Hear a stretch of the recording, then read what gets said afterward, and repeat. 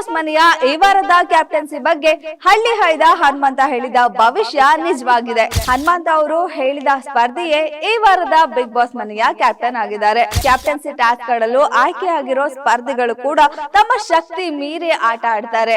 Guarantee guarantee guarantee. ಇದು guarantee news. ನಾನು Dhanushree. Big boss ಮನೆಯ ಈ ವಾರದ ಕ್ಯಾಪ್ಟನ್ಸಿ ಬಗ್ಗೆ ಹಳ್ಳಿ ಹೈದ ಹನುಮಂತ ಹೇಳಿದ ಭವಿಷ್ಯ ನಿಜವಾಗಿದೆ. ಹನುಮಂತ ಅವರು ಹೇಳಿದ ಸ್ಪರ್ಧಿಯೇ ಈ ವಾರದ ಬಿಗ್ ಬಾಸ್ ಮನೆಯ ಕ್ಯಾಪ್ಟನ್ ಆಗಿದ್ದಾರೆ. ಬಿಗ್ ಬಾಸ್ ಅವರು ಮನೆಯ ಕ್ಯಾಪ್ಟನ್ ಆಗಲು ಟಾಸ್ಕ್ ಗಳನ್ನ ಕೊಡ್ತಾರೆ. ಹಾಗೇನೆ ಕ್ಯಾಪ್ಟನ್ಸಿ ಟಾಸ್ಕ್ ಗಳಲ್ಲೂ ಆಯ್ಕೆಯಾಗಿರೋ ಸ್ಪರ್ಧಿಗಳು ಕೂಡ ತಮ್ಮ ಶಕ್ತಿ ಮೀರಿ ಆಟ ಆಡ್ತಾರೆ.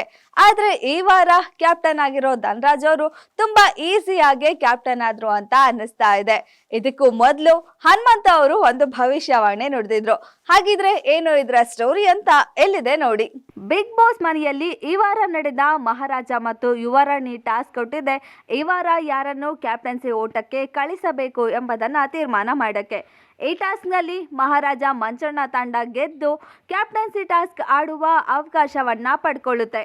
ಈ ಮಧ್ಯೆ ಕ್ಯಾಪ್ಟನ್ ವಿಚಾರದ ಬಗ್ಗೆ ಹನುಮಂತ ಹೇಳಿದ ಮಾತೊಂದು ನಿಜವಾಗಿದೆ. ಬಿಗ್ ಬಾಸ್ಗೆ ವೈಲ್ಡ್ ಕಾರ್ಡ್ ಮೂಲಕ ಎಂಟ್ರಿ ಕೊಟ್ಟ ಹನುಮಂತ ಆರಂಭದ ದಿನದಿಂದಲೂ ಧನರಾಜ್ ಅವರ ಜೊತೆಗೆ ಒಂದು ಉತ್ತಮವಾದ ಸ್ನೇಹವನ್ನ ಹೊಂದಿದ್ದಾರೆ. ಇದೀಗ ಬಿಗ್ ಬಾಸ್ ಮನೆಯಲ್ಲಿ ಕ್ಯಾಪ್ಟನ್ಸಿ ರೇಸ್ ನಡೀತಾ ಇದೆ.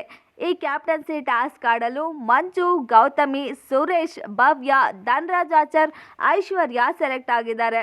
ಆಗ ಹನುಮಂತ ಧನರಾಜ್ ಅವರಿಗೆ ಟಾಸ್ಕ್ ಆಡಲು ಧೈರ್ಯ ತುಂಬುವ ಮಾತುಗಳನ್ನು ಆಡ್ತಾರೆ.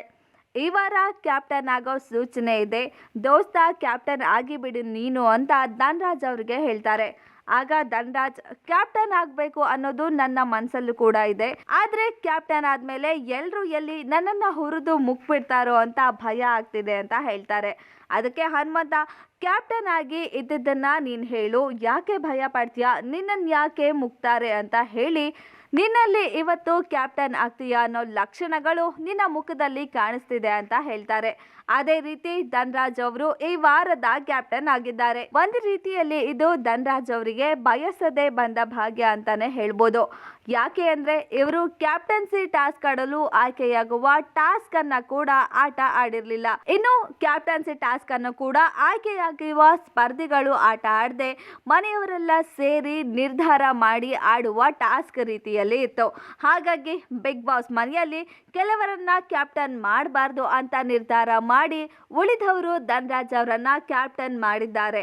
ಒಂದು ರೀತಿಯಲ್ಲಿ ತುಂಬಾ ಈಸಿಯಾಗಿ ಈ ವಾರ ಧನರಾಜ್ ಅವರು ಕ್ಯಾಪ್ಟನ್ ಆಗಿದ್ದಾರೆ. ಇನ್ನು ಅನ್ಎಕ್ಸ್ಪೆಕ್ಟೆಡ್ ಆಗಿ ಸಿಕ್ಕಿರೋ ಈ ಅವಕಾಶವನ್ನ ಧನರಾಜ್ ಅವರು ಒಳ್ಳೆ ರೀತಿಯಲ್ಲಿ ಉಪಯೋಗ ಮಾಡಿಕೊಂಡು ಈ ವಾರದ ಕ್ಯಾಪ್ಟನ್ಸಿಯನ್ನ ತುಂಬಾ ಚೆನ್ನಾಗಿ ಮಾಡಿ ಅವರನ್ನ ಪ್ರೂವ್ ಮಾಡ್ಕೊಳ್ಳೋ ಅನಿವಾರ್ಯತೆ ಬಿಗ್ ಬಾಸ್ ಮನೆಯಲ್ಲಿ ತುಂಬಾನೇ ಇದೆ ಅಂತಾನೆ ಹೇಳ್ಬೋದು. ಒಂದ್ ರೀತಿಯಲ್ಲಿ ಟಾಸ್ಕ್ ಮುನ್ನ ಹನುಮಂತ ಅವರು ಕ್ಯಾಪ್ಟನ್ಸಿ ವಿಚಾರದಲ್ಲಿ ಹೇಳಿದ ಭವಿಷ್ಯವಾಣಿ ನಿಜವಾಗಿದೆ. ನೋಡಿದ್ರಿ ಅಲ್ಲ, ಕ್ಯಾಪ್ಟನ್ಸಿ ಟಾಸ್ಕ್ ಮೊದಲು ಹನುಮಂತ ಅವರು ಧನರಾಜ್ ಅವ್ರಿಗೆ ಹೇಳಿದ್ರು, ಈ ವಾರದ ಕ್ಯಾಪ್ಟನ್ ಆಗೋ ಲಕ್ಷಣ ಎಲ್ಲ ಕಾಣಿಸ್ತಾ ಇದೆ ನಿಂಗೆ, ಈ ವಾರದ ಕ್ಯಾಪ್ಟನ್ ಆಗ್ತೀಯಾ ಅಂತ. ಅದೇ ರೀತಿ ಧನರಾಜ್ ಅವರು ಈ ವಾರದ ಕ್ಯಾಪ್ಟನ್ ಆಗಿದ್ದಾರೆ. ಸ್ವತಃ ಧನರಾಜ್ ಅವರಿಗೆ ತಾವು ಕ್ಯಾಪ್ಟನ್ ಆಗಿರೋದು ಆಶ್ಚರ್ಯ ಅನ್ಸಿದೆ. ಆದ್ರೆ ಧನರಾಜ್ ಅವರು ಈಗ ಸಿಕ್ಕಿರೋ ಅವಕಾಶವನ್ನ ಎಷ್ಟು ಚೆನ್ನಾಗಿ ಯೂಸ್ ಮಾಡ್ಕೋತಾರೆ, ಹಾಗೆ ಈ ವಾರ ಕ್ಯಾಪ್ಟನ್ಸಿಯನ್ನ ಎಷ್ಟು ಚೆನ್ನಾಗಿ ನಿಭಾಯಿಸ್ತಾರೆ ಅಂತ ನೋಡ್ಬೇಕು. ಇದಾಗಿತ್ತು ಈ ಹೊತ್ತಿನ ಸ್ಪೆಷಲ್ ಸ್ಟೋರಿ. ಇನ್ನಷ್ಟು ಸುದ್ದಿಗಾಗಿ ನೋಡ್ತಾ ಇರಿ ಗ್ಯಾರಂಟಿ ನ್ಯೂಸ್. ಸುದ್ದಿ ಖಚಿತ, ನ್ಯಾಯ ನಿಶ್ಚಿತ. ಗ್ಯಾರಂಟಿ ನ್ಯೂಸ್, ಸುದ್ದಿ ಖಚಿತ, ನ್ಯಾಯ ನಿಶ್ಚಿತ.